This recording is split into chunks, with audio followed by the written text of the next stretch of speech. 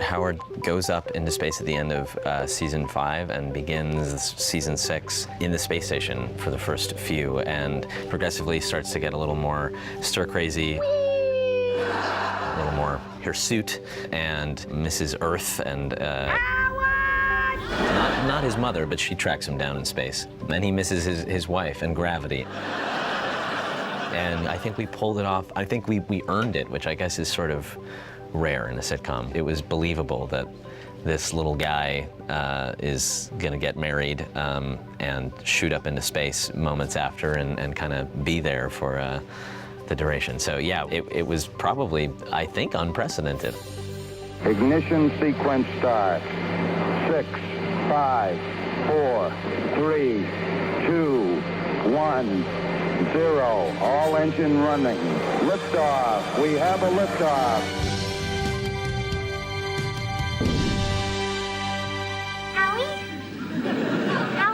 Hey, there's my beautiful bride. How are you? I'm amazing. I mean, this is even better than I dreamed. Yeah, I look out the window and it's all so unbelievable.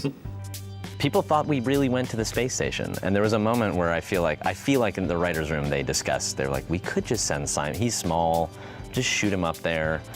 So don't give anyone any ideas. Hey, look, this pen is floating. How crazy is that?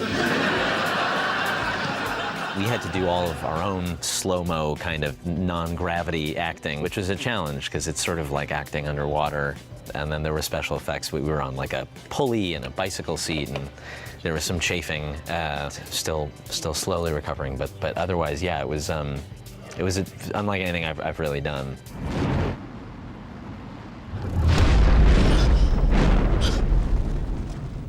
We did it! We're on the ground! We survived! That was just a parachute. We still have another 6 miles to go. One of the astronauts in the scenes is actually an astronaut, Mike Massimino.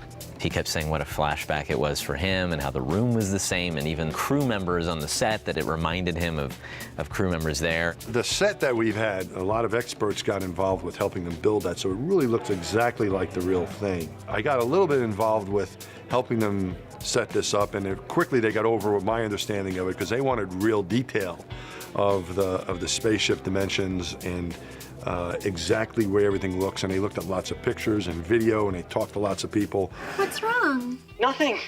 Everything's fine. Howard. The other astronauts are being mean to me. We give him a bit of a hard time on the show, you know, as the way the script's written. And we would certainly give him a hard time if he was really an astronaut, but it would be all in good fun. But I think Howard would make a pretty good astronaut, actually. He's a fun guy. His character is kind of funny.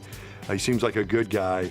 Basically, you want someone that you don't mind hanging around with for really a few years, because you're not always in space with him. You're training with him for a few years. You want to be able to do the job, but you want someone that's going to be fun to be with in a confined area for a while.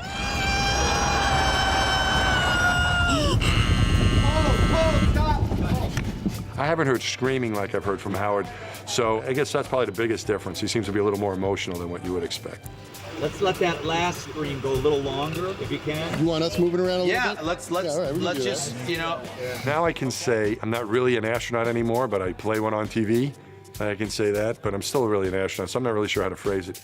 Bernadette said you guys are all sick of me talking about my trip to space. Is that true? No. You know, the show, when Wolowitz comes back, you know, a lot of people won't necessarily care about him being back. You know, it's like it's everyday life still went on while he was away. Boy, it's nice to sleep in a bed with gravity again. Any thoughts on where we should get dinner? Anywhere but the space station. I was thinking about wearing my NASA jumpsuit as a costume, but then I realized everyone would be like, where's your costume? Why are you wearing your work clothes, you know? I went to space! Space, space, space, space, space, space! Are we clear to jettison that nightgown? Okay, we need to talk. But that's, I think, it's an accurate depiction. You come back and it's, you know, life went on while you were gone, and now it's your turn to readjust to it when you get back. 2 weeks ago, I was an astronaut. Yeah, well, now you're a Smurf. Keep walking.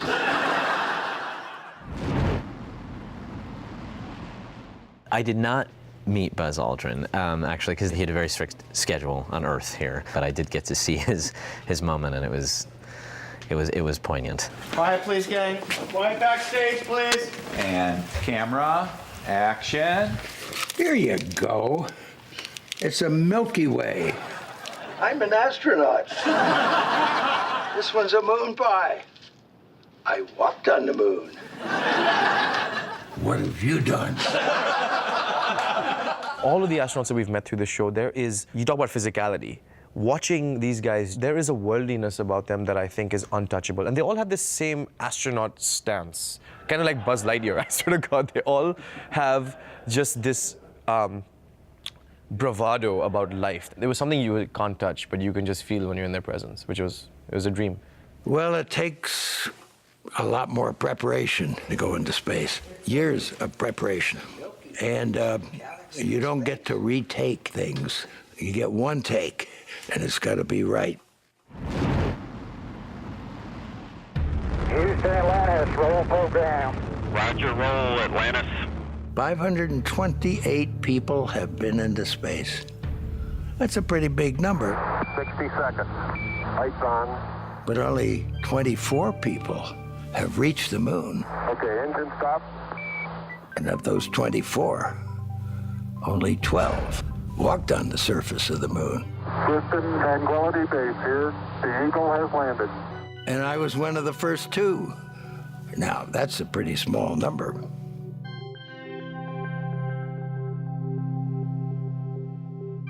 Spacewalking is the coolest thing that I've ever done. It is an incredible experience. When you first get to space and you look out the window of the shuttle, your view is somewhat constrained. Once I got to spacewalk on the Hubble Space Telescope, I could look and see everything. I could see the Earth in its entirety. I could see the curvature of the Earth. It took up my whole field of view, but I could see it as a gigantic planet right in front of me.